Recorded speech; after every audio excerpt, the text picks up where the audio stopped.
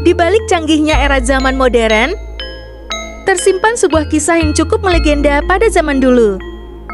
Ada dua makhluk mitologis yang belum banyak orang ketahui. Siapa dan dari mana asalnya? Mari kita bahas. 1. Misteri Ebu Gogo Hobbit dari Hutan Flores.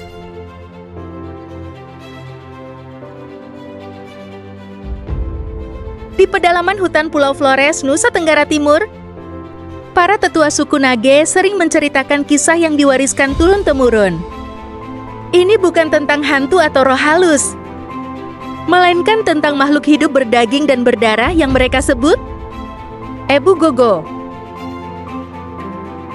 Secara harfiah, Ebu berarti nenek dan Gogo berarti pemakan segala. Penduduk lokal mendeskripsikan mereka sebagai makhluk kerdil dengan tinggi hanya sekitar 1 meter. Tubuh mereka ditutupi bulu lebat, memiliki telinga yang agak lebar, dan cara berjalan yang sedikit janggal. Yang membuat mereka mengerikan bagi penduduk zaman dulu bukanlah kekuatannya, melainkan kerakusannya. Konon, Ebu Gogo bisa menelan apa saja yang diberikan kepada mereka mentah-mentah. Legenda mengatakan bahwa dahulu, Ebu Gogo sering mendatangi desa-desa untuk meminta makanan. Mereka tidak pandai bicara, hanya bisa menggumam atau meniru suara manusia seperti burung beo.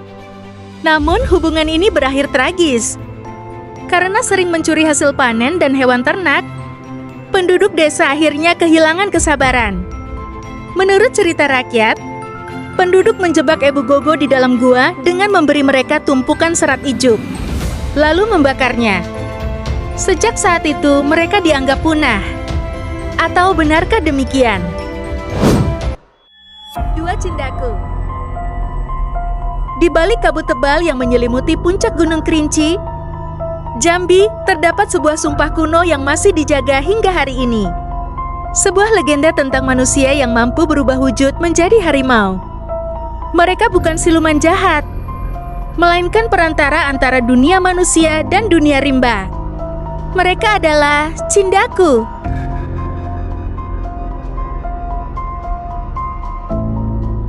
Siapa sebenarnya Cindaku? Menurut kepercayaan masyarakat Kerinci, Cindaku bukanlah kutukan, melainkan ilmu warisan leluhur. Tidak sembarang orang bisa menjadi Cindaku.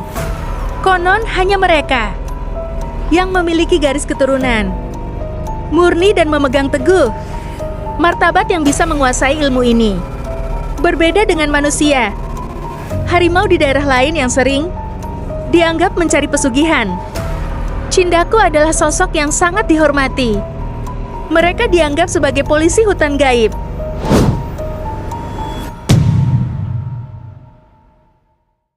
Legenda ini bermula dari sebuah perjanjian antara nenek moyang masyarakat Kerinci dengan Raja Harimau. Perjanjian itu berbunyi, manusia tidak akan mengganggu hutan dan habitat harimau. Dan sebaliknya, harimau tidak akan memangsa manusia. Cindaku muncul ketika salah satu pihak melanggar janji. Jika ada manusia yang merusak hutan secara semena-mena, Cindaku akan datang untuk memberi peringatan atau hukuman. Diceritakan bahwa seorang Cindaku hanya bisa berubah wujud saat dadanya menyentuh tanah di wilayah asalnya. Dalam wujud setengah manusia dan setengah harimau, mereka memiliki kekuatan luar biasa, kecepatan yang tak tertandingi, dan kemampuan untuk berkomunikasi dengan hewan-hewan di hutan. Mitos Cindaku adalah cara unik leluhur kita untuk mengajarkan satu hal penting: hormati alam. Di balik cerita seram tentang manusia harimau, tersimpan pesan agar kita menjaga keseimbangan lingkungan, agar tidak terjadi konflik antara manusia dan satwa liar. Lalu, apakah Cindaku masih ada di zaman modern ini? Sebagian warga lokal percaya, selama hutan Kerinci masih berdiri, sang penjaga akan selalu mengawasi dari balik bayang-bayang pohon. Dari kedua makhluk tadi, mana yang menurut kalian paling menarik?